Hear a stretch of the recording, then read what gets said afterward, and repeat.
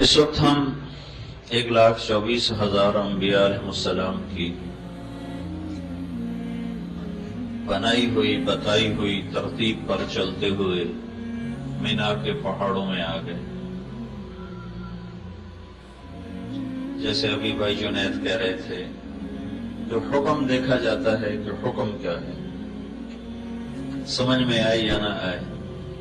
کپڑے اتار کے 2 چادریں پہنو، حالانکہ اب اگر ہم اپنے لباس میں ہو تو آسانی رہے. اب کسی کو تہمت پہننے کا طریقہ نہیں آتا، کسی کو اوپر کی چادر سنبھالنا نہیں آتا، کبھی تہمت ڈھیلا ہو رہا، کبھی چادر گر رہی، کسی نے اس کو گانٹھیں دی ہوئی ہیں، کسی نے اس کو ویسے چپکایا ہوا ہے. تو کیا کہیں گے کہ بھائی اللہ کا امر ہے اور امر کو ویسے ہی پورا کیا جاتا ہے جیسے کہا جاتا ہے. اس میں اپنا اختیار نہیں ہے، اس میں اپنی تدبیر نہیں ہے. چھری بکرے کے سینے میں گھونپ دی جائے تو خون اس کا بھی نکل جائے گا، لیکن کوئی اس کے تو اللہ نے صرف ہمیں نہیں سارے نبیوں کو یہاں پہنچایا. یہ تھوڑا آگے ہمارے مسجد خیف ہے، آج سے 14 صدی پہلے اسی وقت میں ہمارے نبی کا خیمہ بھی لگا ہوا تھا، اور 1 لاکھ کے قریب انسان آپ کے دائیں بائیں تھے. آپ کا خیمہ چمڑے کا تھا، سرخ چمڑے کا خیمہ آپ کے لیے لگایا گیا تھا، اور آپ کے دائیں طرف مکے کے لوگوں کو حکم دیا گیا خیمے لگاؤ، اور آپ کے بائیں طرف مدینے کے لوگوں کو حکم دیا گیا خیمے لگاؤ. آپ کے سیدھے ہاتھ مہاجرین کے خیمے تھے، اور آپ کے الٹے ہاتھ انصار کے خیمے تھے. ان پہاڑوں نے نبیوں کو دیکھا، صحابہ کو دیکھا، اللہ کے بڑے محبوب مقرب بندوں کو دیکھا، بندیوں کو دیکھا. ذرا سے شک پر جیلوں میں ڈال دیتے ہیں، قتل کر دیتے ہیں. تاریخ بھری پڑی کہ وفاؤں بھری زندگی میں ذرا سا شک ہوا بادشاہوں کو سولیوں پہ لٹکاتے. تاریخ مسلمانوں کی بھی غیر مسلموں کی بھی تاریخ بھری پڑی. تو بادشاہوں کا دستور یہ ہے، جس کو جو نافرمانی کرتا ہے اسے دھکا دے دیتے، اسے اپنے سے دور کر دیتے. تو ہمارا اپنا نظام بھی یہ ہے جو ہمارے مزاج پہ نہیں چلتا. سگا بھائی کیوں نہ ہو تو آنا جانا بند ہو جاتا، میل ملاقات بند ہو جاتی. آگے بچوں کو بھی کہہ دیا جاتا ہے اس کے گھر نہیں جانا. یہ ہمارے ماحول کی چیز ہے، میں کوئی نئی چیز نہیں بتا رہا ہوں. ایک واحد اللہ ہے جس نے 16 سال میری نافرمانیوں کو دیکھا، میرے گناہوں کو دیکھا، میری جرأتوں کو دیکھا کہ میں نے اللہ کو کیسے کیسے للکارا، کیسے کیسے اندھیرے اجالے میں اپنی منہ کالے کیے، زبان گندی کی، آنکھوں کو گندا کیا، ہاتھوں کو گندا کیا، پاؤں کو غلط استعمال کیا، پیسے کو غلط استعمال کیا، روئیں کو داغدار کر دیا. تن ہم داغ شد، گناہوں سے سارا تن داغ ہوا. میں حیران ہوں پھر اللہ نے ہمیں کیوں بلا لیا؟ وہ تمہیں دھتکار دیتا، دفع ہو جاؤ، تم اس قابل ہی نہیں ہو کہ میرے دربار میں بلائے جاؤ. یہ کیوں بلا لیا؟ سگی اولاد کو دھتکار دیا جاتا ہے. روزانہ اخباروں میں آپ نامے لکھے ہوتے ہیں، میں نے آپ کر دیا. روزانہ اخبار بھرے پڑے ہوتے ہیں. اور پھر میں اس پہ حیران ہو رہا تھا کہ اللہ کو تو ہماری ضرورت بھی کوئی. یہ مینا کی وادی میں ایک بھی حاجی نہ آئے تو اللہ کے دربار میں اللہ کی شاہی میں کوئی کمی تو نہیں رہتی. اور جتنے موجود ہیں اس سے 10 گنا 1000 گنا ہو جائیں تو اللہ کی بادشاہی میں زیادتی کوئی نہیں. اللہ کا حرم بھرا پڑا ہے طواف کرنے والوں سے، اس سے اللہ بڑا تو نہیں ہوگا. اور ایک بھی طواف کرنے والا باقی نہ بچے تو اس سے اللہ چھوٹا تو نہیں ہو جاتا. انا اغنى الشركاء عن الشرك واللہ الغنی وانتم الفقراء. میرے بندو تمہارا رب بہت غنی ہے اور تم سارے فقیر ہو. اور پھر ایک حدیث میں اللہ تعالیٰ فرماتا ہے میرے بندو تم انسان، جنات، زندہ مردہ، مرد عورت، بوڑھے جوان، چھوٹے بڑے، خشک تر، اگلے پچھلے، نئے پرانے، کوئی شک نہیں چھوڑی، تم سارے سجدے میں پڑ جاؤ تو میری بادشاہی میں ایک ذرہ کے برابر اضافہ نہیں ہوتا. ما زاد فی ملکی شیء.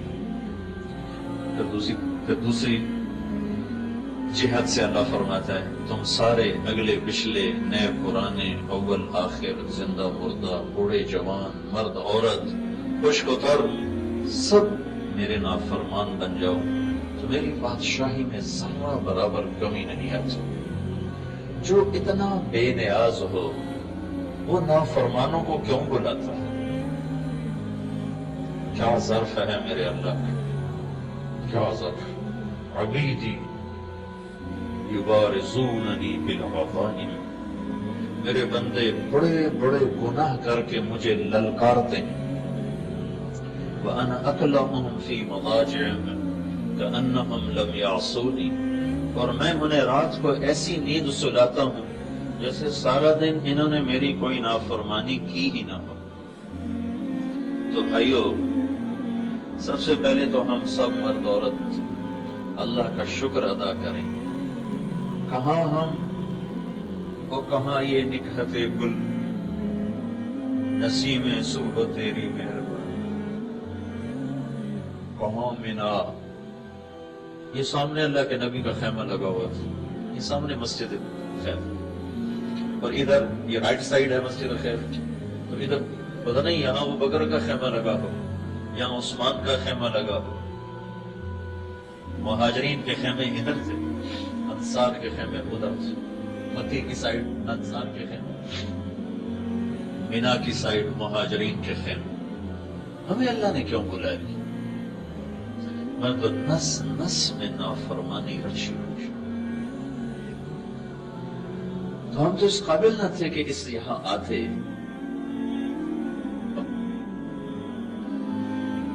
مکے کی ہر شہر تو وہی کھڑے ہیں، ان پہاڑوں کا تو کچھ نہیں بدلا، یہ تو ویسے ہی کھڑے ہیں.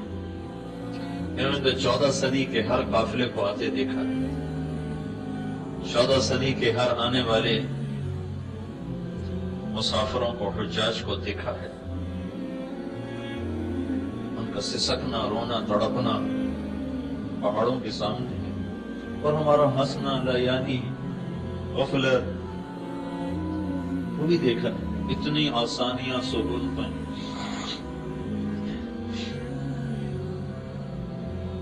تو بھائیو، پہلا ہمیں اللہ کا شکر ادا کرنا چاہیے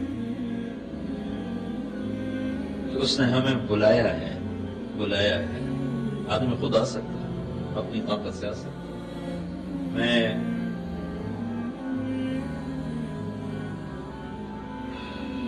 1991 میں حرم شریف سے نکلا. ایک جگہ میرا بیان تھا، تو جہاں یہ مکہ ٹاور ہے یہاں ٹیکسی سٹینڈ تھا، سامنے سڑک تھی. وہاں سے میں نے ٹیکسی لی، مسفلہ کی طرف جا رہا تھا. عرب تھا گاڑی چلانے والا، جو سامنے سے حاجی گزرے اس کو موٹی گالی دے، بڑی غلیظ گالی تھی. وہ میرے لباس سے وہ مجھے پاکستانی سمجھ کے مطمئن تھا کہ اس کو عربی نہیں آتی، لہذا وہ بدتمیزی کا مظاہرہ کر رہا تھا. تو مجھے خیال آیا کہ مجھے اس کو دعوت دینی چاہیے، اس کو سمجھا دوں بھائی یہ اللہ کے مہمان ہیں، ایسی زبان استعمال نہ کروں. میں نے اس سے ایک دم عربی میں گفتگو شروع کی تو تھوڑا ہل گیا. اس کو پتہ چل گیا بھائی اس کو سارا پتہ چل رہا تھا. میں نے اس سے تھوڑی آخرت کی بات شروع کی تو مجھ سے کہنے لگا مجھے دین کی کیا دعوت دیتی، مجھے 10 سال ہو گئے میں نے بیت اللہ کی شکل نہیں دیکھی. مجھے یہ خیال آیا کہ یہ بدو ہوگا کسی گاؤں دیہات کا جو حج کے سیزن میں کمائی کرنے آ گیا، بیت اللہ گیا. تو میں نے کہا تم باہر سے آئے ہو حج کے سیزن کے لیے؟ کہنے لگا نہیں میں مکے میں رہتا ہوں، مکی ہوں، میری 2 بیویاں ہیں، 10 برس سے میں نے حرم کے اندر قدم نہیں رکھا۔ تو میں ایک دم چپ ہو گیا صدمے کی وجہ سے۔ تو مجھ سے کہنے لگا پریشان ہو گئے ہو؟ پریشان نہ ہو، مکے میں ایسے بے شمار لوگ ہیں جنہوں نے سال سال سے بیت اللہ کی شکل بھی نہیں دیکھی، تو جنہیں وہ نہیں بلاتا انہیں اپنے پڑوس میں رہ کر بھی نہیں آنے دیتا، اور ہمیں اس نے کہاں سے بلایا، جہازوں پہ چڑھایا، گھر چھڑوائے۔ کوئی خوبی تو نظر نہیں آتی کہ جس وجہ سے ہم بلائے گئے ہوں۔ جاننے والوں کو ہی کارڈ بھیجا جاتا ہے، یہ تو اللہ کا بلاوا۔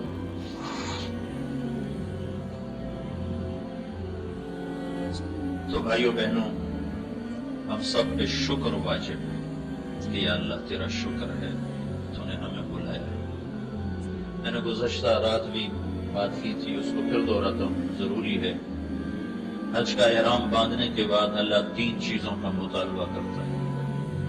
فمن فرض فیہن الحج فلا رفث ولا فسوق ولا جدال فی الحج۔ میرے بندو، جب احرام باندھ لو تو اب یہ احرام کی پابندیاں اگرچہ ظاہری طور پر حج سے متعلق ہیں، لیکن 3 چیزوں کا مطالبہ موت تک تم سے کرتا ہوں۔ لا رفث، زبان کے غلط استعمال سے توبہ کرو، مرتے دم تک اپنی زبان کو غلط استعمال نہ کرو۔ آپ نے حضرت معاذ بن جبل سے فرمایا، معاذ تمہیں سارے دین کا خلاصہ بتاؤں۔ سارے دین کا خلاصہ یعنی کیا ہے؟ تو مجھے دیکھیں، آپ نے ایسے کی فزیکلی کر کے دکھایا، یہ نہیں فرمایا زبان پہ قابو پاؤ، یہ نہیں فرمایا۔ کیوں کی؟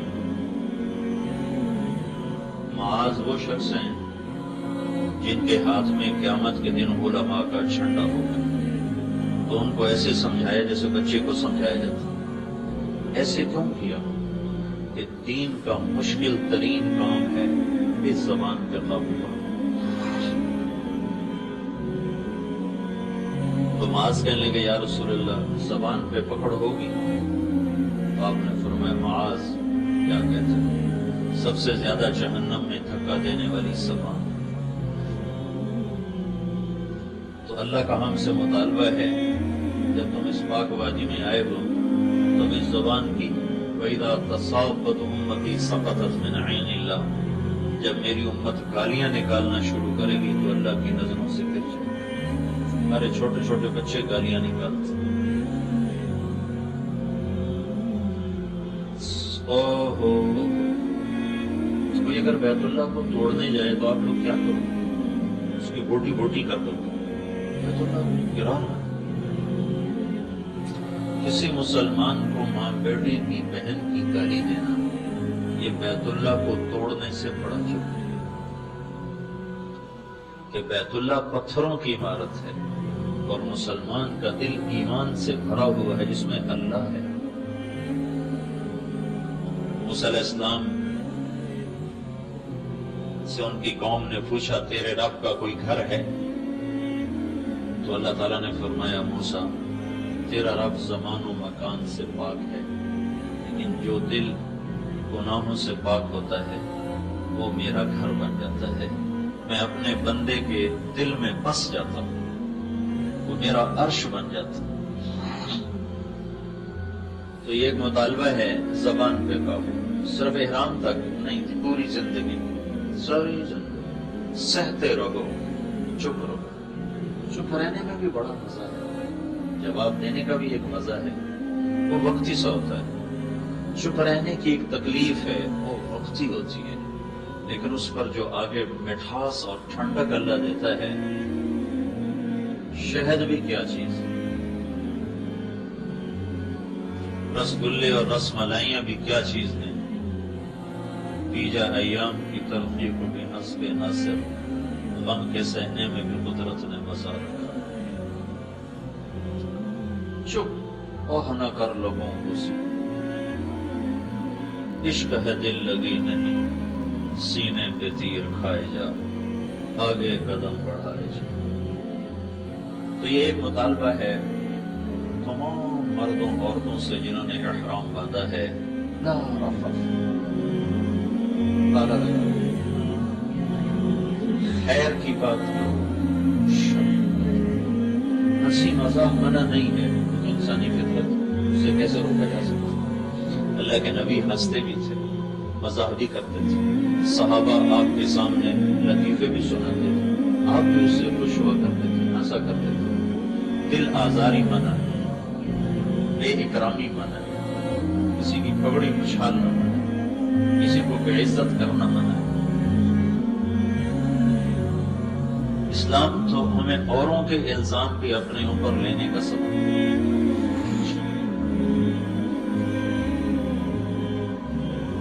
زبان پہ قابو، لا رفث۔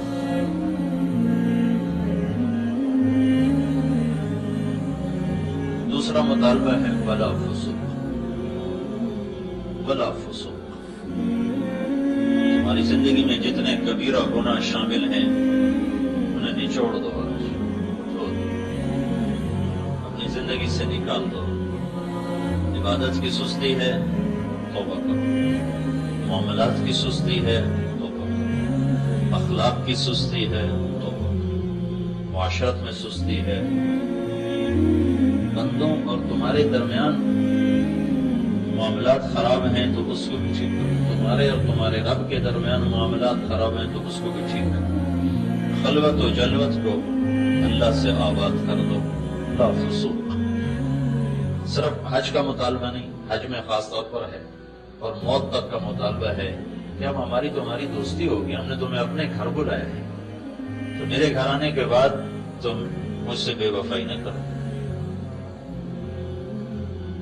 اور عاشقانہ انداز میں بلائے، اگرچہ ہمارے انداز عشق نہیں ہے، لیکن حج کا مطلوب اصل میں عشق ہی ہے، اس لیے ہمیں عاشقانہ لباس پہنا ہے۔ زیب و زینت عاشق نہیں کیا کرتے، عاشق جو ہوتے ہیں وہ زیب و زینت سے بےضرت۔ عاشق ہویں عشق کماں میں، دل رکھیں وانگ پہاڑوں کو، سہ سہ بدیاں ہزار غلامیں، کر جانے باغ بہاراں کو۔ منصور جے چک سولی دتے، جڑے واقف کل اسراراں کو۔ سجدیں سر چائیں نہ باہو، توڑے کافر کہن ہزاراں ہو۔ عاشق سوئی حقیقی جڑا، قتل معشوق دے مننے۔ سر نو جوڑے تے منہ نہ موڑے، بھویں 100 تلواراں کھنے۔ سچا عشق حسین دا باہو، سر دتے تے راز نہ بننے۔ یہ عاشقانہ انداز ہے۔ زیب و زینت بیوی کو بھی نہیں دیکھ سکتے، خوشبو کے قریب نہ، دیوانے بنو، مستانے بنو، ڈھونڈو اپنے رب کو پاگلوں کی طرح۔ تیرے کوچے اس بہانے، مجھے دن سے رات کرنا، کبھی اس سے بات کرنا، کبھی اس سے بات کرنا۔ یہ اللہ کو پا لینے کا سفر ہے۔ لا الہ الا اللہ کلمہ معرفت ہے، اللہ کی پہچان کلمے سے۔ نماز اس کلمے کو تعلق سے بدلتی ہے، زکوٰۃ اس تعلق کو محبت سے بدلتی ہے، روزہ اس محبت کو عشق سے بدلتا ہے، اور حج پھر عاشق کا سفر ہے معشوق کو ڈھونڈنے کا اور پا لینے کا۔ اس لیے طواف ہے، پھیرے لگ رہے ہیں، پھیرے لگ رہے ہیں، کپڑے اترے ہوئے ہیں۔ کہتا ہے لاہور کراچی کی مسجد میں جاؤ تو اچھے کپڑے پہنو، خذوا زینتکم عند کل مسجد، اچھے کپڑے پہنو، بدبودار نہ ہو، صاف ستھرے ہو کر جاؤ۔ تو جب ادھر بلاتا ہے تو اللہ کے نبی سے پوچھا گیا ای الحاج افضل، یا رسول اللہ سب سے اچھا حاجی کون ہے؟ الشیخ الطفل، جس کے سر میں مٹی پڑی ہوئی ہو، بال بکھرے ہوئے ہوں، اور جوئیں اس کے سر سے گر رہی ہوں۔ جو مارنے کا بھی حکم نہیں، اگر جوئیں پڑ جائیں تو جوئیں مارنے کا حکم نہیں۔ اب ہمارا احرام تو ہوتا ہے 2 دن کا، وہ جو لوگ احرام باندھتے تھے اور پھر پیدل چل کے آتے تھے تو 2 ہفتے کا احرام ہوتا تھا، بڑے بڑے بال ہوتے تھے، مٹی گرد و غبار چوہیں جنم لیتی تھیں تو مارنا نہیں ہے، بارش برداشت کرو، شاید جو بالکل دیوانہ ہو، مستانہ ہو، مجنونانہ ہو، وہ سب سے بہترین حج کیوں کہ اس میں عاشقی کا رنگ زیادہ ہے، اس میں دیوانگی کا رنگ زیادہ ہے۔ ایک لڑکی بیت اللہ کا طواف کر رہی تھی، وہ کہہ رہی تھی اب الحب ان یخفى فکم قد کتمت فاصبح عندی قد اناخ وتنحى، محبت سے بہت اپنے آپ کو بچایا اور محبت نے خیمے گاڑ ہی دیے اور دل پہ قبضہ جما ہی دیا اور مجھے کسی کا دیوانہ بنا ہی دیا، نہ مجھے اپنا چھوڑا نہ کسی اور کا چھوڑا۔ تو جنید بغدادی رحمت اللہ علیہ 7 طواف کر رہے تھے، انہوں نے جب یہ شعر سنے تو انہوں نے کہا لڑکی تو بہت بے ادب ہے، بیت اللہ میں ایسے شعر پڑھتی ہے۔ تو اس نے پھر شعر پڑھا لولا التقى لم اهجر عن طيب الوصل، جنید غلط نہ سمجھ میری بات کو، رات کے اندھیروں میں اللہ کے گھر کے طواف عشق ہی کرواتا ہے، تجھے اتنا بھی نہیں پتا میں کس کے عشق میں کہہ رہی ہوں۔ تو جنید رحمت اللہ علیہ ذرا چھٹ کے سمجھے کہ یہ لڑکی تو کچھ اور ہے۔ پھر اس لڑکی نے کہا جنید کس کا طواف کر رہے ہو؟ انہوں نے فرمایا بیت اللہ کا۔ تو وہ ہنسنے لگی اور یوں آسمان کی طرف نگاہ اٹھائی اور کہنے لگی یا اللہ تیرے بھی بندے کیسے دیوانے ہیں، تجھے چھوڑ کر پتھروں کا طواف کرتے، تیری بجائے پتھروں کا طواف کرتے۔ تو جنید فرماتے ہیں میں غش کھا کے گر گیا اور پھر مجھے اندازہ ہوا کہ وہ کس مقام کی بچی تھی، میں اس کو غلط سمجھا تھا۔ تو حج کا سفر اصل تو اللہ کو ڈھونڈنے کا سفر۔ اب یہ حج ٹور والوں نے سہولتیں دینے کے چکر میں سارا حج لڑائی بنا دی، ہمیں یہ نہیں ملا، ہمیں وہ نہیں ملا، ہمیں یہ نہیں دیا گیا، ہمیں وہ نہیں دیا گیا۔ وہ اصل جو تصور تھا وہ ختم ہی ہوتے رہے۔ کھانا ایسا تھا، بس ایسی خراب تھی، جگہ اتنی تنگ تھی، ہوٹل اچھا نہیں تھا۔ تو جس رب نے بلایا تھا کہ آ تیرا میرا کچھ تعلق ہو جائے وہ تو محاوی ہو گیا، بل نہیں ہو گیا۔ تو بھائیو کل ہماری اللہ کے دربار میں پیشی، بہت بڑا دربار، بہت بڑا دربار ہے۔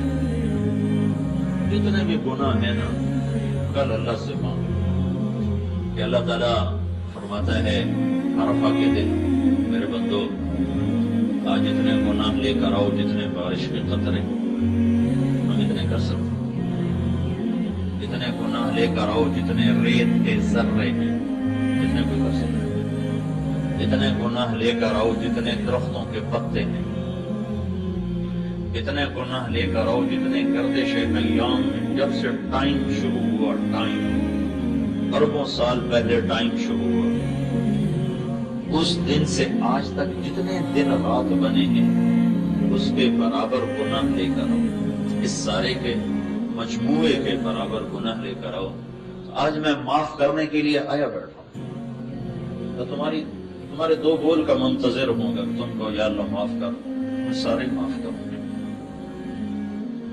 تو اللہ کا دوسرا مطالبہ ہے گناہ چھوڑ دو۔ اس کا مطلب یہ نہیں کہ یہ فرشتہ بن جائے گا، اس سے پھر بھی ہو جائے گا، نیک آدمی سے بھی گناہ ہوتا ہے لیکن وہ گناہ کر کے پچھتاتا ہے، ہوتا ہے، اور عادی نافرمان سے بھی گناہ ہوتا ہے، وہ پکڑتا ہے، دلیر ہوتا ہے، دونوں میں یہ فرق ہو جاتا ہے۔ اس لیے علماء کہتے ہیں نیک لوگوں کی کمیاں نہ پکڑو، نیک لوگوں کی کمیاں نہ پکڑو۔ کیوں کہتے ہیں صحابہ کے بارے میں زبان بند رکھو؟ خود اللہ کے نبی نے فرمایا اللہ اللہ فی اصحابی لا تتخذوهم غرضا من بعدی، کہ میں تمہیں اللہ سے ڈراتا ہوں میرے صحابہ کے بارے میں کبھی بات نہ کرو، ان کو کبھی تنقید کا نشانہ نہ بنانا۔ وہ فرشتے نہیں، انسان جو ان سے خطائیں ہوئی ہیں، لیکن ان کی خطاؤں پہ گفتگو نہ کرنا ورنہ اللہ تمہیں پکڑ لے گا۔ نیک لوگوں کی تو نیک لوگوں کی بات ہے، بدکار کی کمی کو دیکھ کر بھی اسے حقیر نہ سمجھو کہ پتہ نہیں کب توبہ کی توفیق نصیب ہو جائے، کب بخشا جائے۔ ایک جنید جمشید کو ایک دفعہ مجھے یاد نہیں میں کہاں بیٹھا تھا، تو سامنے ٹی وی چل رہا تھا، میں اس کو جانتا نہیں تھا، تو یہ وہ ٹی وی پر یہ آ رہا تھا، یہ ناچ رہا تھا، اس کے گرد لڑکیاں ناچ رہی تھیں، تو میرے دل میں آیا کہ اس کو تو ہدایت مل ہی نہیں سکتی، یہ میرے دل میں آیا کہ اس کو تو ہدایت مل ہی نہیں سکتی، اور اللہ تعالیٰ نے اسی سال میرا اس کا ٹاکرا کروا دیا۔ بدگمانی تو حرام ہے، اور کسی مسلمان کو اس کے گناہ کی وجہ سے حقیر سمجھنا حرام ہے۔ پتہ نہیں کب توبہ کرے، نہیں توبہ کرتا، پتہ نہیں کون سی بات اللہ پسند کر کے اس کی بخشش کر دے، تو میں پکڑا جاؤں کہ تو میرے بندے کو حقیر کیوں سمجھتا تھا۔ تو دوسرا مطالبہ ہے اللہ تعالیٰ کا، گناہ چھوڑ، ہو جائے گا توبہ کرو، جب ہو توبہ کرو، توبہ کی کوئی حد نہیں۔ اور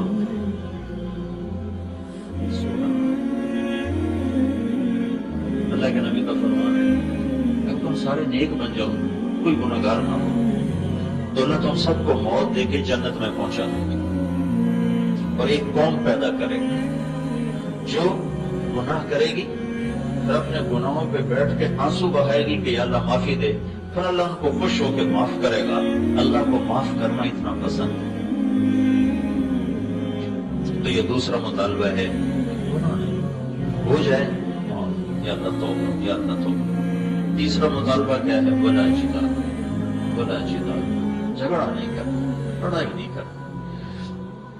ساری زندگی کے لیے دستبردار ہونا سیکھو، اور اللہ کے خزانوں میں جمع کرتے جاؤ، کرتے جاؤ، کرتے جاؤ۔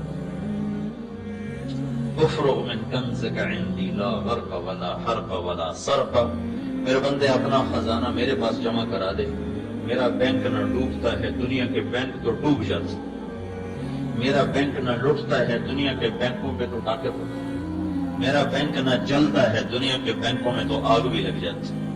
اوفی کہو احوج ما تکون الیہ، جس دن تو سب سے زیادہ محتاج ہوگا میں تیرا سرمایہ کروڑوں گنا زیادہ کر کے تجھے واپس کر دوں۔ جھگڑا نہیں کرنا، لڑائی نہیں کرنا، سہ جانا ہے، پی جانا ہے۔ یہ تین مطالبے ہیں اللہ کے۔ ایک خوشخبری ہے چپ رہ جانے والی کی، اپنا حق چھوڑ دینے والی کی۔ آپ نے مدینے والوں سے فرمایا میرے بعد تمہیں تمہارا حق نہیں ملے گا، تم کیا کرو گے؟ تو نے ایسے یا رسول اللہ ہم تلوار اٹھائیں گے اور اپنا حق وصول کریں گے۔ تو آپ نے فرمایا میں تمہیں اس سے بہتر چیز بتاؤں؟ کہا جی کیا؟ کہ تم صبر کرنا اور حوض کوثر پہ آ کر مجھ سے ملاقات کر لینا، میں ساری کمیاں تمہیں اللہ سے پوری کروا کے دے دوں، سارے حق میں دلوا دوں۔ خوشخبری صرف مدینے والوں کے لیے نہیں ہے، ہر اس بندے بندی کے لیے ہے جو اللہ کی رضا کی خاطر جھگڑا چھوڑ دیتا ہے اور حق سے دستبردار ہو جاتا ہے۔ یہ ایک مطالبہ ہے احرام کے دوران، اور اس کو پیش کیا گیا ہے موت تک، موت تک یہ زندگی اپناؤ۔ تو بھائی سارے ہم اس کی نیت کریں، نیت کرتے ہیں سارے بھائی۔ عرفات میں جو جا رہے ہیں اس کے پیچھے ایک مطالبہ ہے، کل جو عرفات کی حاضری ہے، جیسے شادی کا دن ہوتا ہے تو اس سے ایک دو دن پہلے وہ لائٹیں جلنا شروع ہو جاتی ہیں اور سارے گھر کو سجایا جاتا ہے، ایسے جب عرفات کا دن آتا ہے تو آسمانوں پہ بھی چراغاں ہو جاتا ہے اور سارے فرشتے خوشیاں مناتے ہیں، اور شیطان کا سب سے زیادہ بھاری دن 9 تاریخ ہے۔ تو 9 تاریخ کا ایک مطالبہ ہے، عرفہ پہچان کو کہتے ہیں، پہچان۔ کیا پہچان کیا ہے؟ آدم علیہ السلام کو اللہ نے آسمان سے اتار کے سری لنکا پہنچایا اور حوا کو شام میں پہنچایا. جیسے مردوں میں یوسف علیہ السلام سب سے حسین ہے، عورتوں میں حوا اللہ نے سب سے حسین بنایا. جیسا حسن دنیا میں کسی عورت کو نہیں ملا. کیا مطلب؟ 40 سال میاں بیوی چلتے رہے روتے رہے، چلتے رہے روتے رہے. 40 برس کے بعد چلتے چلتے جبل رحمت کے قریب ایک طرف سے آدم علیہ السلام چل کے آ رہے تھے اور دوسری طرف سے اماں جان چل کے آ رہی تھی، اور دونوں کا ٹاکرا اور آمنا سامنا عرب اس میدان میں ہوا. پہچان کا میدان، عرفات، پہچاننے کا میدان. دونوں اماں ابا نے یہاں بیٹھ کر اللہ سے توبہ کی اور معافی مانگی اور دعا کی اور روئے اور کہا ربنا ظلمنا انفسنا وإن لم تغفر لنا وترحمنا لنكونن من الخاسرين. اللہ نے ان کی توبہ کو قبول فرمایا. تو عرفات میں جانے کا سب سے بڑا مقصد ہے کہ ہم جتنے مرد عورت جا رہے ہیں ہم وہاں جا کے توبہ کریں. توبہ ایک ہے معافی مانگنا، ایک ہے توبہ کرنا. معافی مانگنا تو یہ ہے کہ یا اللہ میرے پچھلے معاف کر، اور توبہ یہ ہے کہ یا اللہ آئندہ بھی کوئی نہیں کروں گا، آئندہ بھی کوئی نہیں کروں گا. ایک صاحب کہہ رہے تھے اسی جاویدہ ہے، پچھلے معاف کرا کے آ جاویدہ پھر شروع ہو جاویدہ. تو یہ معافی مانگنے والا طبقہ تو بہت بڑا ہوتا ہے، توبہ کرنے والا کوئی ہوتا ہے. تو ہم نے توبہ کرنے جانا ہے اور اللہ کی بارگاہ میں بڑا اونچا عمل ہے توبہ. وہ وسعت رحمت ایسی ہے کہ اللہ تعالیٰ یوں فرماتے ہیں میرا بندہ اتنے گناہ کر کے آسمان کی چھت کو لگا، پھر صرف ایک دفعہ کہہ دے یا اللہ معاف کر تو میں سارے معاف کروں. قارون کو جب زمین میں دھنسایا جا رہا تھا، سورہ قصص میں 2 رکوع اس کے اللہ نے اتارے ہیں، اس کی مذمت اور برائی میں. اور تو موسیٰ علیہ السلام کی منتیں کرنے لگا مجھے معافی دے دو، مجھے معافی دے دو، مجھے معافی دے دو. اور موسیٰ علیہ السلام کہتے رہے زمین کو اور پکڑو اور پکڑو اور پکڑو.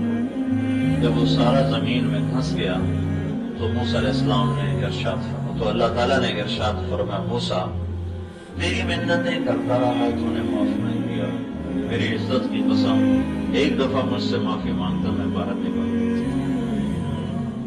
لو استغاثنی لقبلت. قارون کے لیے اللہ یہ کہہ رہا ہے اگر یہ مجھ سے معافی مانگتا تو میں معاف کر دیتا. تو ہم تو اللہ کے نبی کی امت ہی ہیں، ہمارے پیچھے تو اللہ کے نبی کی کروڑوں دعائیں ہیں اور آپ کا بہت بڑا آسرا ہے. تو بھائی سارے مردوں سے عورتوں سے بھائی بہنوں سے یہ گزارش ہے کہ ہم پکی توبہ کی نیت کریں. بنی اسرائیل میں ایک نوجوان تھا، زندگی اس کی بڑی غلط تھی، تو اس کو شہر والوں نے شہر سے نکال دیا. شہر سے نکلنا ایک قسم کی موت ہوتی تھی اگر قطع تعلق ہو، اسباب زندگی باہر تھے ہی نہیں. تو کچھ عرصہ تو وہ جیا، پھر جب اسباب زندگی ختم ہوئے تو بھوک نے ڈیرا ڈالا، فاقوں نے گرا دیا اور بیماری نے گھیرا، موت سر پہ آن پڑی. تو اس نے دائیں بائیں دیکھا کوئی میرا مددگار ہو، کوئی میرا بچانے والا ہو، یہ سارا شہری اس کے خلاف تھا. پھر اس نے ایسے آسمان کو دیکھا، وہ کہنے لگا یا من لا تضرہ الذنوب ولا تنقصہ المغفرہ، اے وہ ذات جسے معاف کرنے سے کوئی کمی نہیں آتی اور عذاب دینے سے وہ بڑا نہیں بن جاتا، مجھے سب نے چھوڑ دیا ہے میں نے ساری زندگی تیری نافرمانی کی، میں تجھ سے معافی مانگتا ہوں، مجھے معاف فرما دے۔ میں نے تیرے بارے میں سنا ہے تو بڑا غفور و رحیم۔ موت کے وقت کی تو توبہ قبول ہی نہیں ہوتی، لیکن اللہ جو چاہے کر دے۔ جب وہ مرا تو اللہ نے موسیٰ علیہ السلام سے فرمایا میرا ایک دوست جنگل میں مر گیا ہے، اس کے جنازے کا انتظام کرو، جو اس میں شرکت کرے گا اس کی بھی بخشش ہو جائے گی، جو اس کے کفن دفن میں شریک ہوگا اس کی بھی بخشش ہو جائے گی۔ تو لوگوں نے جب سنا تو انہوں نے دوڑ لگائی، آگے دیکھا تو وہی نوجوان آوارہ گرد، تو انہوں نے موسیٰ علیہ السلام سے عرض کی اس کو تو ہم نے شہر بدر کیا تھا اس کی نافرمانی کی وجہ سے، یہ اتنا مقرب کیسے بن گیا کہ اس کے کفن دفن میں شریک ہو تو بخشے جائیں۔ موسیٰ علیہ السلام نے اللہ تعالیٰ سے پوچھا تو اللہ تعالیٰ نے ارشاد فرمایا یہ ایسا ہی تھا جیسے یہ کہہ رہے ہیں، لیکن موت کے وقت جس درد سے اس نے مجھے پکارا، میری عزت کی قسم، اگر اس وقت یہ پوری دنیا کی بخشش مانگتا تو میں اس کی طفیل ساری دنیا کو معاف کر دیتا۔ اس نے صرف اپنی بخشش مانگی، میں نے معاف کر دیا۔ تو بھائی سب سے گزارش ہے کہ حج کی بہت بڑی چیز ہے، اور حج کا بہت سر فہرست مطالبہ ہے کہ ہم عرفہ میں توبہ کی لیے جائیں۔ تو سارا مجمع توبہ کی نیت ہے۔ توبہ کیا ہے؟ جو پچھلے گناہ کیے یا اللہ وہ معاف کر، جو آئندہ زندگی اس میں نہیں کروں، سب معاف ہو۔ ہاں کسی کا حق دبایا ہوا ہے وہ گناہ معاف ہو گیا، حق معاف نہیں ہوا وہ واپس کرنا۔ اللہ کے نبی نے فرمایا کہ شہادت ہر گناہ دھو دیتی ہے، لیکن اگر شہید بھی کسی کا حق مار کے مرا ہوگا تو اللہ اسے قیامت کے دن پر شہید نبیوں کے بعد ان کے درجے ہیں شہید۔ اللہ تعالیٰ فرمائیں گے اس کا حق ادا کرو جو تو نے دبایا تھا۔ کہے گا یا اللہ وہ تو لاہور میں تھا، کراچی میں تھا، پشاور میں تھا، پنڈی میں تھا، یہاں تو نہیں۔ تو اللہ تعالیٰ فرمائیں گے میں نے وہ منگوا لیا ہے، ادا کرو۔ کہ کدھر ہے؟ جاؤ فرشتوں سے لگائے گا اس کو جہنم میں لے جاؤ۔ تو جہنم کے 7 حصے ہیں، جہنم، خطمہ، لظہ، سعیر، سقر، جحیم، حاویہ۔ حاویہ منافقین کے لیے ہے، وہ حاویہ میں پڑا ہوا۔ شہید جہنم کے سارے حصوں سے گزرتا ہوا حاویہ میں آئے گا اور اسے اٹھا کر اوپر جائے گا، جب کنارے پر آئے گا تو اللہ دھکا دے گا اور پھر نیچے گرے گا۔ یہ شہید کے ساتھ معاملہ ہے۔ تو عام آدمی اگر کسی کا حق مار کے مر گیا تو کدھر جائے گا؟ کہاں سے نجات پائے گا؟ تو بھائیو توبہ کرو، توبہ کرو۔ خاص طور پر لوگوں کے حقوق کے بارے میں بہت حساس معاملہ ہے آخرت کا۔ دوسری چیز اس مینا کی وادی سے متعلق ہے، یہاں جو ہم احرام باندھ کے بیٹھے ہوئے ہیں، کفن میں ہیں، یہاں ایک بہت بڑی داستان بکھری پڑی ہے مینا کی وادیوں میں، پہاڑوں میں، چوٹیوں پر۔ یہاں ابراہیم علیہ السلام اور اسماعیل علیہ السلام نے ایک داستان اپنے خون سے لکھی تھی، جو ہر آنے والے مرد و عورت سے مطالبہ ہے کہ آج کے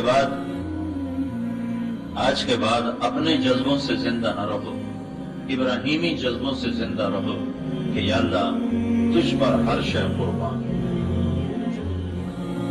ہر شے تیری، تجھ پر قربان۔ یہ جذبہ اللہ، جذبات کی قربانی، احساسات کی قربانی اور اپنے مال و متاع کی قربانی۔ 84 سال عمر تھی ابراہیم علیہ السلام کی جب اللہ نے بیٹا دیا، 84 برس کے 60-65 سال گزر گئے، دعا مانگتے یا اللہ بیٹا دے، یا اللہ بیٹا دے، یا اللہ بیٹا دے۔ اور فلسطین سرسبز، زیتون، امرود، انگور کے باغات میں اللہ تعالیٰ نے رکھا ہوا ہے، بیٹا ملا، 2 ہفتے نہیں گزرے تھے کہ اللہ نے کہا نظروں سے دور کر دو۔ کہاں لے جاؤں یا اللہ؟ کہا جہاں ہم کہیں۔ کہ مجھے کیا پتا تو کہاں کہے گا؟ اللہ تعالیٰ نے فرمایا جبریل تمہاری راہبری کرے. تو جبریل انسانی شکل میں ایک اونٹ پر سوار ہو کر اور سارا، ہاجرہ اور اسماعیل اور ابراہیم علیہ السلام یہ دوسرے اونٹ پر ساتھ چلے اور جبریل آپ کو لے کر مکہ پہنچے. چاروں طرف کالے پہاڑ، جبل ابی قبیس، صفا، مروہ، جبل عمر، جو اب جبل پطرس کا کیا نام تھا. تو یہ چاروں پہاڑوں کے اندر بیت اللہ ایک ٹیلا تھا. جب یہاں پہنچے تو جبریل نے کہا یہاں اپنی بیوی اور بچے کو چھوڑ کے آپ واپس چلے جائیں. تو ابراہیم علیہ السلام جیسی ہستی جنہوں نے آگ میں گرتے ہوئے اف نہ کی، جب یہ بات سنی تو ان کو ایک دم حیران ہو کر فرمایا یہاں کیسے چھوڑ دو، یہاں تو نہ پانی نہ سایہ. تو جبریل نے کہا آپ کے اللہ کی یہی منشا ہے، یہاں چھوڑ دو.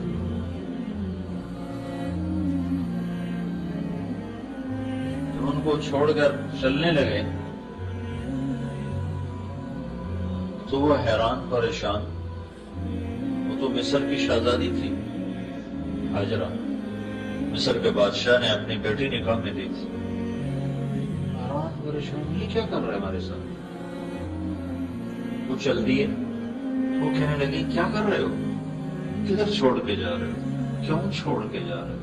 اور آگے حکم ہے جواب بھی نہیں دینا، خاموش چھپ کر کے جا رہے. اونٹنی کی نکیل پکڑی اور جا رہے. خدائی ایک جگہ آتی ہے جہاں اب یہ زمزم کا پانی وہاں مہیا کیا جاتا ہے. یہ بیت اللہ سے کوئی 3 کلومیٹر کا فاصلہ ہے. یہاں تک میاں بیوی چلتے آ رہے ہیں اور ہاجرہ فریادیں کرتی آ رہی ہیں. آپ ذرا سوچو ابراہیم کے دل پہ کیا گزر رہی ہو. صرف نبی نہیں ہے، حامد بھی تو ہے، باپ بھی تو ہے، انسان بھی تو ہے. کیا گزر رہی ہو. اس امت کو گھر چھوڑنا پہلے دن سے سکھایا گیا. اس امت کی ابتدا ہی گھر چھوڑنے سے، بھی بچے چھوڑنے سے ہے کہ ان کو دنیا میں دین پھیلانے کا کام ملنا تھا. تو اللہ نے ان کو پہلے سے تربیت فرمائی کہ یہ اللہ کے کلمے کے لیے گھر چھوڑنے والے بنے. 3 میل کے بعد ان کو خیال آیا یہ اللہ کا رسول ہے، اوپر سے کوئی حکم نہ آیا. تو پھر فرمانے لگی اللہ امر، کیا اللہ نے کہا. تو ابراہیم علیہ السلام نے ایسے سر ہلایا. ایک دم ہاجرہ کے جذبات بدل گئے. تن گئے، کہنے لگے اذن لن یضیعنا اللہ، جاؤ چلے جاؤ، میرا رب مجھے کبھی ضائع نہیں کرے گا. تو کیا حشر ہوا ہوگا اس معصوم بچے کے. 3 دن میں پانی ختم ہو گیا، کھانا ختم ہو گیا. ایک چھاگل میں پانی تھا، تھوڑا سا کچھ ساتھ رہا تھا، کچھ کھانا تھا.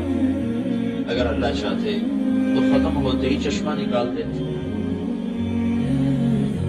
اللہ کی کیا حکمت ہے کہ اسماعیل کی چیخیں اور وہ ایڑیاں رگڑ رہے ہیں اور ماں بے قرار ماہی بے آب کی طرح تڑپتی ہے. ہائے میں کیا کروں، ہائے میں کیا کروں.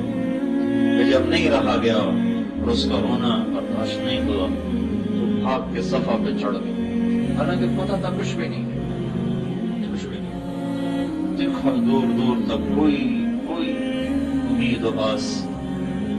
نیچے اترے تو جہاں دوڑتے ہیں وہ وادی تھی، وہاں بچہ نظروں سے اوجھل ہو گیا تو وہاں دوڑ لگائی تاکہ بچے کو جلدی سے دیکھ سکوں. جب بچہ نظر آنے لگا تو پھر آہستہ ہو گیا. پھر مروہ پہ چڑھے، پھر صفا پہ، پھر مروہ. میں شکر ادا کرتا ہوں کہ اماں 7 چکروں میں تھک گئی. اگر وہ 14 لگا لیتی تو ہمارا کیا ہوتا. ساڑھی تو 7 کے پاس سو جاتی. 7 چکروں کے بعد وہ گر گئی. وہ جی نہ چاہا کہ بچے کو کے پاس جاؤں، میں گر گئی. وہ اس نا امیدی میں کہ میں یہاں مر جاؤں وہ وہاں مر جائے، میں بچے کو مرتا دیکھ نہیں سکتا. تو بڑی یاس بھری نظروں سے بچے کی طرف دیکھا تو اللہ کا غیبی نظام حرکت میں آ چکا تھا. جبریل پہنچے ہوئے تھے انسانی شکل. تو نے دیکھا ایک آدمی میرے بیٹے کے پاس ہے، تو پھر جیسے بجھتی شمع بھڑکتی ہے ایک دم اٹھی اور بھاگی، قریب آ کر دیکھا تو آدمی غائب اور بچے کی ایڑیوں سے پانی نکل رہا تھا، ابل رہا تھا، ابل رہا تھا۔ اب تو بڑے سائنسی ٹیکنالوجی بہت چیزیں ایجاد ہو گئی، تو مجھے یہ زمزم کے کنویں پر جو انجینئر تھے انہوں نے مجھے بتایا کہ اس کے سورس کو معلوم کرنے کی کوشش کی گئی، جیولوجسٹ بلائے ساری دنیا سے، طائف تک زمین کو چھانا کہ شاید یہ زمزم کا پانی یہ کنیکٹ ہے کسی پانی کے ذخیرے سے اور وہاں سے پانی آتا ہے، لیکن کہیں بھی اس کا کوئی کنیکشن کوئی نہیں۔ جو ہی موٹر چلتی ہے تو جھرنوں سے پانی نکلنا شروع ہو جاتا ہے، اور جو ہی موٹر بند ہوتی ہے تو وہ پانی بند ہو جاتا ہے۔ 5-6 جھرنے ہیں نیچے، سوراخ ہیں، ان سوراخوں سے جب موٹر چلاتے ہیں تو پانی نکلنا شروع ہو جاتا ہے، جب موٹر بند کرتے ہیں تو وہ بند ہو جاتا ہے اپنے آپ آٹومیٹک سے۔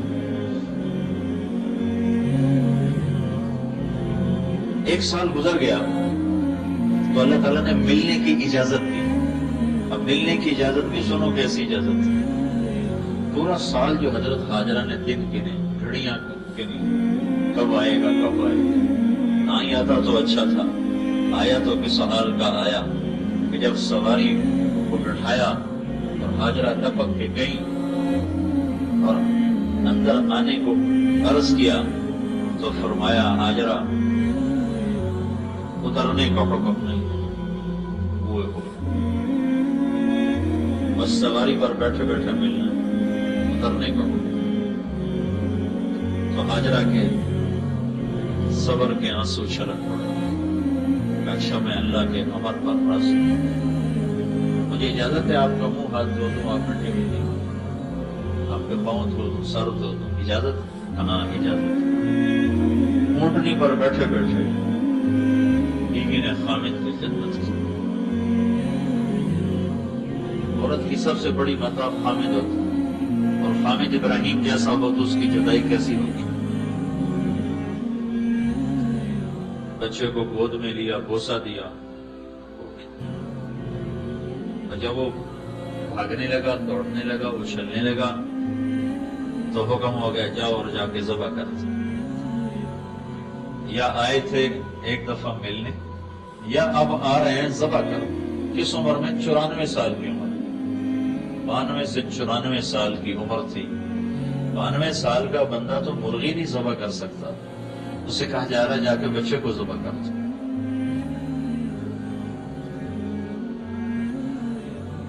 تو جب یہاں پہنچے ہیں تو ہاجرہ سے کہا بچے کو تیار کر دو، میں اسے سیر کرانے جا رہا ہوں۔ تو اسماعیل بھی بڑے اچھل رہے کہ آج میرا ابا مجھے سیر کرانے لے جا رہا ہے، میں ابا کے ساتھ سیر کرنے لگا۔ اور چھری انہوں نے چھپائی ہوئی ہے، تو لے کر نکلے ہیں تو پیچھے شیطان آ گیا ہاجرہ کے پاس۔ تجھے خبر ہے کہاں لے کے گیا؟ سیر کرانے کا؟ نہیں، ذبح کرنے جا رہا ہے۔ تو انہوں نے فرمایا وہ اللہ کا نبی ہے، وہ ایسا نہیں کر سکتا۔ تو شیطان نے کہا اللہ نے تو کہا ہے کہ ذبح کرو۔ تو ہاجرہ نے کہا پھر تو شیطان ہوگا جو اللہ کے حکم کو روکتا ہے، دفع ہو جا میری نظروں سے۔ تو ابراہیم علیہ السلام پتہ نہیں کہاں سے چلے، اس طرف سے مینا میں داخل ہوئے۔ پہلے شیطان کو جو ہم کنکری مارتے ہیں، یہاں شیطان اسماعیل کو نظر آئے اور ایسے اشارہ کیا، مجھے ایسے اشارہ، ہاتھ کا اشارہ گردن پر ایسے کیا، یہ تجھے ذبح کرے گا، یہ اشارہ۔ تو انہوں نے اپنے ابا کو بتایا کہ ایک آدمی مجھے ایسے ایسے کرنا ہے۔ تو ابراہیم علیہ السلام نے اس کو 7 پتھر مارے تو وہ زمین میں پھنس گئے۔ آگے چلے تو تھوڑی دور گئے تو پھر ظاہر ہو گیا، پھر اسماعیل کو ایسے ایسے کیا، پھر انہوں نے اپنے ابا کو بتایا تو انہوں نے پھر اس کو 7 پتھر مارے، پھر زمین میں پھنس گئے۔ پھر آگے چلے تیسری جگہ وہ سامنے آئے، پھر انہوں نے کہا ابا مجھے ایسے کرنا ہے، تو انہوں نے پھر پتھر مارے، پھر نہیں آیا۔ پھر وہاں سے یوں مڑے، دائیں طرف پہاڑ ہوتا تھا، چند سال پہلے تک وہ پہاڑ موجود تھا، اب انہوں نے ہٹا کے اللہ ان کو جزائے خیر دے، آل صحبت کی بڑی خدمات ہیں حجاج کرام کی، تو انہوں نے اس پہاڑ کے ساتھ ایک وادی تھی، اس وادی میں اس کو گھاٹی تھی، اس میں بچے کو لے گئے اور قرآن یوں کہتا ہے یا بنی انی ارا فی المنام انی اذبحک فانظر ماذا ترى، میرے بیٹے مجھے اشارہ مل چکا ہے تیرے ذبح کرنے کا، تو کیا کہتے ذبح کرنے کا؟ کیا ماں تھی جس نے 7-8 برس کے بچے کی ایسی تربیت کی کہ وہ کہنے لگے یا ابا تفعل، ابا فوراً جلدی کرو۔ یا ابت ایک لفظ بتاتا ہے کہ اسماعیل پر ذرا خوف نہیں آیا، افعل کا لفظ بتاتا ہے کہ خوشی سے کرو، ستجدنی انشاءاللہ من الصابرین۔ اپنا دعویٰ نہیں کیا، دیکھو تواضع دیکھو معصوم بچے کی طرح، انشاءاللہ ابا انشاءاللہ، انشاءاللہ ابا آپ دیکھو گے میں صبر والا ہوں، انشاءاللہ۔ اللہ کو بیچ میں شامل کیا۔ تو ابراہیم علیہ السلام کہنے لگے بیٹا تجھے خبر ہے میں کیا کہہ رہا ہوں؟ تو بہت خوش خوش بول رہا ہے۔ تو فرمایا مجھے خبر ہے آپ جو کچھ کہہ رہے ہیں، سودا بڑا سستا ہے، آپ کے بدلے میں اللہ مل جائے گا، اللہ آپ سے بہتر ہے، دنیا کے بدلے میں جنت مل جائے گی، جنت دنیا سے بہتر ہے۔ پھر بچے کا ذہن ماں کی طرف چلا گیا، تو اسماعیل فرمانے لگے ہاں مجھے اپنی ماں کا خیال آ رہا ہے، اسے بہت دکھ ہوگا میرے مرنے کا، تو آپ ایسا کریں ابا میں آپ کو اپنا کرتا اتار کے دیتا ہوں، یہ آپ میری نشانی رکھ لیں اور میری ماں کو جا کے دے دیں، جب وہ مجھے یاد کیا کرے گی تو میرا کرتا دیکھ لیا کرے گی، اور آپ اپنے کرتے میں مجھے کفن دے کر ادھر ہی دفن کر دینا، مجھے مکے نہ لے جانا، کنواں نہ لے جانا، ادھر ہی دفن کر دینا۔ اور یہ معصوم بچہ اپنے باپ کو نصیحت کر رہا ہے میرے ہاتھ پاؤں باندھو کہیں میرا پاؤں تجھے لگ نہ،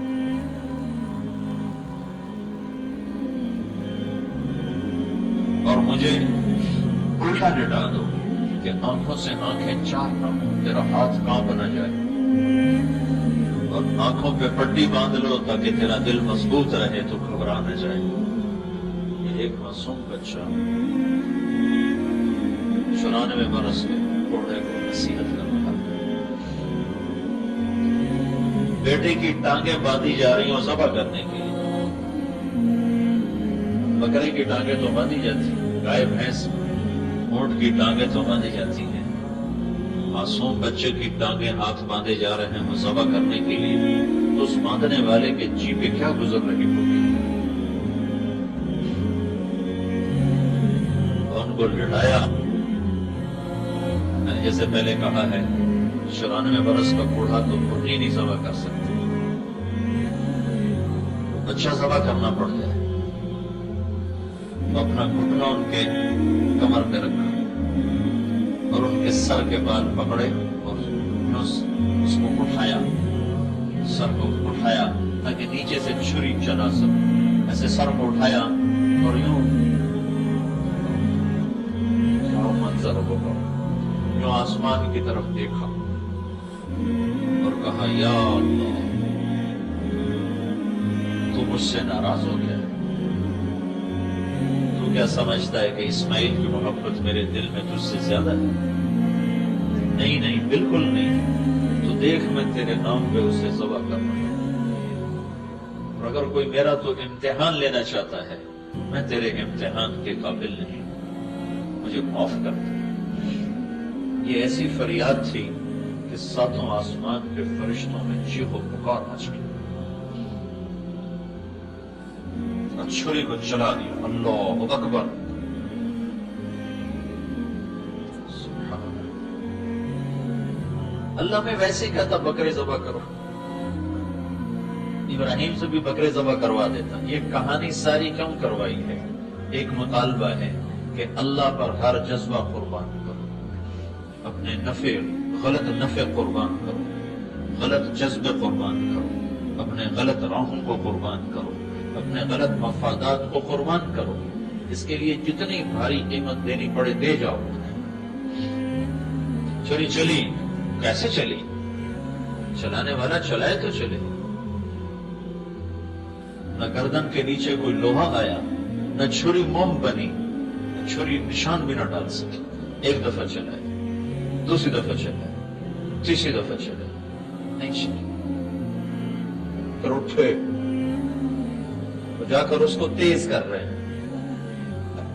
کیا کہانی، کیا داستان، چھری تیز کر رہے ہیں۔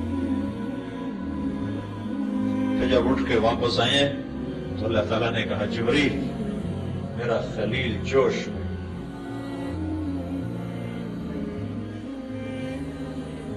فوری پہنچو، اب میرا خلیل جوش میں،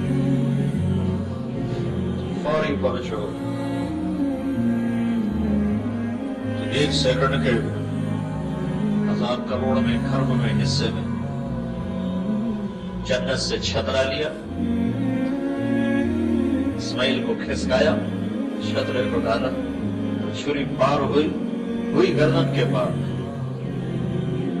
ابراہیم سمجھے کہ اسماعیل ذبح ہو گیا، پٹی جو آنکھ کھلی تو جبریل بھی کھڑا ہے، اسماعیل بھی کھڑا ہے، وہ چھترا ذبح ہوا۔ اللہ کے نبی قربانی میں چھترا ذبح کیا کرتے تھے، ساری زندگی آپ 2 چھترے ذبح کیا کرتے تھے، ایک اپنی قربانی کا، ایک امت کی طرف سے آپ ذبح کیا کرتے تھے۔ ویسے تو گائے، اونٹ، بیل، بکرا، بکری، چھترا، دمبا، بھیڑ سب چلتا ہے، لیکن اللہ کے محبوب ہمیشہ قربانی 2 چھتروں کی کیا کرتے تھے، اپنی طرف سے، بیویوں کی ربوں کی، وہ سنت ابراہیمی کی یاد میں چھترا لایا گیا تھا۔ تو ہم سب سے اللہ کا مطالبہ ہے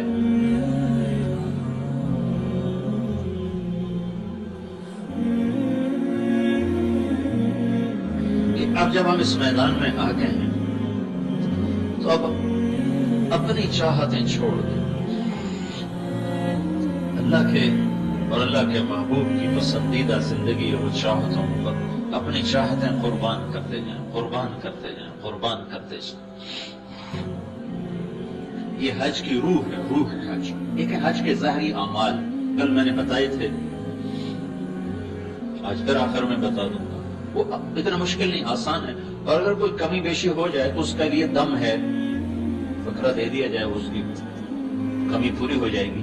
لیکن ایک حاجی توبہ نہیں کرتا تو اس کی تو کوئی تلافی نہیں۔ ایک حاجی مینا میں آ کر اپنے جذبے نہیں بدلتا تو اس کی کوئی تلافی نہیں۔ جذبے بدل، دنیا کے لیے نہیں جینا، اللہ کے لیے جینا ہے۔ بیوی بچوں کے لیے نہیں جینا، اللہ کے لیے جینا ہے۔ اپنی ذات کے لیے نہیں جینا، اللہ کے لیے جینا ہے۔ اللہ کو پانے کا سفر ہے زندگی، اللہ کو ڈھونڈنے کا سفر ہے زندگی، اللہ تک مل جانے کا سفر ہے زندگی، باقی تو راستے کی چیزیں۔ عبد الرحمن الناصر اسپین پہ 50 برس حکومت کی، کہنے لگا ایک دفعہ اپنی زندگی کے خوشی کے دن گنے تو 50 سال میں صرف 14 دن خوشی کے گزرے۔ اللہ کو چھوڑ کر جس چیز کو بھی لوگ موضوع بنائیں گے تو دکھوں کا شکار ہو جائے۔ تیسری چیز ہمیں حج کی، جو روح حج میں سے جو تیسری چیز ہے، وہ اللہ کے محبوب کی طرف سے ہمیں ملی ہے۔ اللہ کا رسول صلی اللہ تعالی علیہ وسلم نے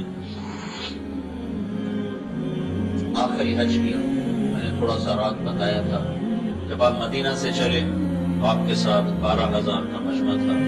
جب آپ مینا میں پہنچے ہیں تو یہ مجمع 1 لاکھ سے بڑھ چکا تھا، اور جب آپ عرفات میں پہنچے ہیں تو یہ کوئی 1.25 لاکھ کے قریب یہ مجمع ہو چکا تھا۔ اس مجمع کو لے کر آپ عرفہ میں پہنچے ہیں، پھر وہاں سے آپ 10 تاریخ کو واپس آئے ہیں۔ کسی بڑے شیطان کے پاس آپ نے کنکر مارے ہیں، پھر 9 تاریخ کے خطبے کو دہرایا ہے، کل انشاءاللہ وہ پیش کروں گا میں۔ اس میں ایک جملے کا اضافہ کیا ہے، فَلْيُبَلِّغِ الشَّاهِدُ الْغَائِبُ، میرا پیغام آگے پہنچایا جائے، میرا پیغام آگے پہنچایا جائے۔ تو حج کی تیسری ذمہ داری جو ہمیں ملتی ہے وہ دعوت کا کام ہے، وہ تبلیغ کا کام ہے۔ یہ اللہ کا احسان ہے کہ اس نے ہمارے خطے کے لیے اس کو مرکزیت عطا فرما دی۔ بر صغیر کو اللہ تعالیٰ نے چن لیا، ساری دنیا کے انسانوں تک یہاں سے لوگ پہنچ رہے ہیں، اور دنیا سے لوگ یہاں آ کر اس محنت کو سیکھ رہے ہیں، اور ان صحابہ اور تابعین تبع تابعین پہلے 300 سال کو چھوڑ کر پچھلے 1100 سال میں ایسی محنت وجود میں نہیں آئی، اور ایسا مؤثر اور ایسا پر اثر کام پچھلے 11 صدی میں نہیں۔ 3 صدی کو تو کوئی مل نہیں سکتا، تو اللہ کے نبی کی شہادت ہے، لیکن پچھلی 11 صدیوں میں امت کو جتنا نفع پہنچا ہے اس دعوت کی محنت سے، وہ ایک فقید المثال چیز ہے اور ایک عجائب غرائب قدرت میں سے۔ تو بھائیو، تیسری چیز جو ہمیں ملتی ہے اس حج کی نسبت سے، وہ دعوت اللہ ہے۔ اس کو آپ تبلیغی جماعت کی طرف منسوب مت کریں۔ میرا نبی براہ راست کہہ رہا، فَلْيُبَلِّغِ الشَّاهِدُ الْغَائِبُ، میرا پیغام جو مینا میں حاضر ہو جائے، الف لام کے ساتھ، کہ قیامت تک جتنے لوگ مینا میں آئیں گے وہ میرا پیغام آگے پہنچائیں گے۔ تو اس کو واپس جا کر مینج کریں کہ کچھ وقت ہم اس دعوت کے مبارک کام کے لیے نکالیں۔ اپنے دنیا کے کاموں کو تو ہم وقت دے ہی رہے ہیں، اس میں داخل کریں، اضافہ کریں اس مبارک محنت کا، اس مبارک کام کا، جس سے اوروں تک دین پہنچے، اوروں تک کلمہ پہنچے۔ پوری امت کا اجتماعی جرم ہے کہ ہم 6 بر اعظم میں بسنے والے انسانوں تک اللہ کا پیغام نہیں پہنچا۔ اور اس امت میں ہندوستان کے ایک بہت بڑے بزرگ ہیں مولانا کلیم صدیقی صاحب، وہ وہاں غیر مسلموں میں دعوت کا کام کر رہے ہیں، اور لاکھوں کی تعداد میں لوگ اسلام میں داخل ہو چکے ہیں۔ پرسوں مجھے ملنے آئے ہوئے تھے، تو ان کے ساتھ انہوں نے ایک آدمی کا تعارف کروایا کہ اس کا نام تھا بلبیر سنگھ۔ یہ بابری مسجد کو جنہوں نے گرایا تھا اس کی قیادت کرنے والا یہ شخص تھا، اور اب اس کا نام عامر ہے۔ تو بابری مسجد پر پہلی کودال چلانے والا وہ شخص تھا، پرسوں وہاں بلڈنگ میں آیا ہوا تھا، اور اس کو ماشاءاللہ اتنی بڑی داڑھی تھی، اتنا بڑا اس کا محراب تھا، تو پہلی کودال اس نے چلائی۔ لیکن وہ اللہ کا نظام ایسا چلا کہ وہ اس دعوت کی محنت میں آیا تو پھر اللہ نے اس کو کلمہ نصیب فرما دیا۔ تو اس نے یہ منت مانی تھی کہ میں 100 مسجدیں جو ویران ہیں میں وہ آباد کرووں گا، جو ہندوؤں کے قبضے میں، سکھوں کے قبضے میں ہے۔ تو اس نے بتایا کہ میں 77 مسجدیں آباد کروا چکا ہوں، 27 باقی، 27 باقی، 77 مسجدیں آباد کر چکا۔ تو وہ انہوں نے بتایا کہ ایک وہاں پنجاب میں ایک بہت بڑا گھرانہ تھا، اس کی ایک بچی پڑوس میں جاتی تھی کھیلنے کے لیے، وہ گھرانہ تھا تبلیغ والوں کا، مسلمان تھے، وہ انہوں نے اس بچی کو دعوت دیتے رہے، وہ مسلمان ہوئی تو سال 2 سال تک چھپا رہا، پھر پتہ چل گیا۔ تو جب انہیں پتہ چلا تو انہوں نے اس کو سمجھایا کہ ہم بڑے لوگ ہیں، ہماری بڑی بدنامی ہوگی اگر تم نے اپنا دھرم چھوڑ دیا۔ تو اس نے کہا، پتا جی اب میں دھرم نہیں چھوڑوں گا۔ تو باپ اور چچا نے بیٹی کو قتل کرنے کا منصوبہ بنایا اور اس کو وہ لے کر گئے۔ پہلے سے انہوں نے اپنے ملازموں سے گڑھا کھدوا دیا۔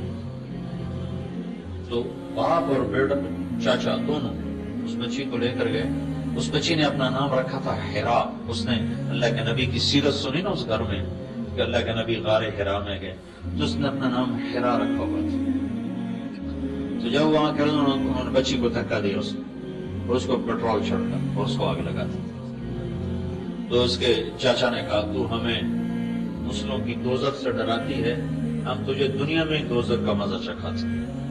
تو جب اس بچی کو آگ لگ رہی تھی تو وہ کہہ رہی تھی چچا مسلمان ہو جاؤ, چچا مسلمان ہو جاؤ, پتا جی مسلمان ہو جاؤ, دوزخ کی آگ سے بچی. اور کہنے کہ یا اللہ تو گواہ ہے میں نے تیری محبت میں یہ سب کچھ برداشت کیا اور مجھے جہنم کی آگ سے بچا دیا. اور وہ آخری سانس تک یہی کہتے رہے پتا جی مسلمان ہو جاؤ, چچا مسلمان ہو جاؤ. تو جب وہ واپس آئے تو چچا بہت سنگ دل تھا اور دھاڑ والا تھا, لیکن باپ تو باپ تھا, وہ گر گیا چارپائی پہ. مہینہ نہیں گزار سکا تو اپنے بھائی سے کہنے لگا مجھے مسلمان کر, میں مرتا ہوں. مجھے بچی کی چیخیں سونے نہیں دیتی. میں نے کہا ایک کو مارا تجھے بھی مارا. دل اس کا بھی ہلا ہوا تھا. تو کہنے لگے شرم کی وجہ سے میں اس کو لے کر دلی آ گیا, یہ علاقے میں کسی کو پتہ نہ چلے. وہ دلی میں ایک مسجد کے امام سے کو کلمہ پڑھوایا. 2 دن کے بعد اس کا انتقال ہو گیا. کہنے لگے جب وہ بھائی کلمے پر مر گیا اور بھتیجی کو یوں میں نے آخر تک کہتے سنا چچا جہنم سے بچنا, کلمہ پڑھ لو, مسلمان ہو جاؤ. تو مجھے راتوں کو میری نیند اڑ گئی, مجھے اس کی چیخیں سنائی نہیں, مجھے اس کی آوازیں سنائی. پھر مجھے خود جستجو ہوئی کہ میں اسلام کا مطالعہ کروں, میں اسلام کو پڑھوں. تو پھر میں نے اسلام کے بارے میں پوچھنا شروع کیا. تو آہستہ آہستہ اللہ تعالیٰ نے مجھے کلمے کی توفیق دی, میں مسلمان ہوا. پھر میں نے اللہ سے مانگا یا اللہ جو میں نے اپنی بھتیجی کو جلایا اس کا مجھے دنیا میں کوئی اس کے کفارے کی توفیق عطا فرما. اسلام میں نے چھپایا ہوا تھا, میں کو بہت بڑا فکر تھا. تو ایک جگہ ہندوؤں نے منصوبہ بنایا مسلمان بچے بچیوں کی اسکول کو چلانے کا اور اس میں ان کو بند کر کے جلا دینے کا. تو میں اس منصوبے میں شریک تھا. تو اس میں کوئی 300-350 بچے کہنے لگے راتوں رات میں گیا اور ان کے لیے خفیہ دروازے بنوائے راتوں رات. اور پھر جب صبح وہ بچے آئے ہیں تو میں نے پہلے ہی جا کر ان کو بتا دیا اور ان کو خفیہ دروازے سے سب کو نکالا. جب آ کر وہ اٹیک ہوا ہے تو بچے سارے وہاں سے نکل چکے تھے. تو اس کے بعد میری روح کو سکون ہوا ہے کہ اب میں سکون کی نیند سوتا ہوں. میں نے 300 بچوں کی زندگی بچائی ہے. تو یہ کلمہ عجب شے ہے, یہ آدمی کو اگر صحیح معنی میں اندر میں اتر جائے تو یہ بیٹھنے نہیں دیتا. ہمارا کلمہ ٹھنڈا ہے. تبلیغ کا کام بھائیو یہ حج کی تیسری ذمہ داری ہے جو اللہ تعالیٰ ہمیں اللہ کے محبوب کے ذریعے سے پہنچا رہا ہے. فَلْيُبَلِّغِ الشَّاهِدُ الْقَائِلُ, میرا پیغام آگے پہنچا دو. تو اس میں تبلیغی جماعت کا تو سوال ہی کوئی, طارق جمیل کا تو سوال ہی کوئی. میں اچھا ہوں یا برا ہوں میرا اور میرے اللہ کا معاملہ ہے. لیکن میرے ذمہ ہے اگر جہد ہیں جماعت کی آستینوں میں, مجھے ہے حکم اذان لا الہ الا اللہ, میرا تو ذمہ ہے صدا لگانا, مجھے اس کی دعوت دینا. کیا پتا کوئی ایسا بندہ تیار ہو جائے جو میری بھی بخشش کا ذریعہ بن جائے. لیکن خود عمل ہوتا نہیں, لوگوں کو تبلیغ کرتے ہیں, اس کا کیا فائدہ؟ اس کا فائدہ یہ ہے, یہ میں نہیں کہتا ہوں کہ عمل نہ کرو, لیکن میں ایک غلط چیز کی وضاحت کرنا چاہتا ہوں کہ میرے نبی نے فرمایا نیکی کی راہبری کرنے والے کو بھی نیکی کرنے والے کا اجر ملتا ہے. کیا پتا ہمیں اور بخشوا دے اوروں کے ذریعے.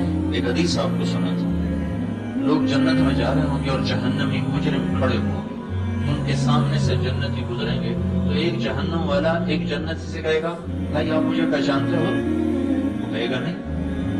آپ کو یاد نہیں آپ فلاں جگہ پر تھے, آپ کو وضو کی ضرورت تھی تو میں نے آپ کو وضو کا پانی مہیا کیا تھا، یاد آیا؟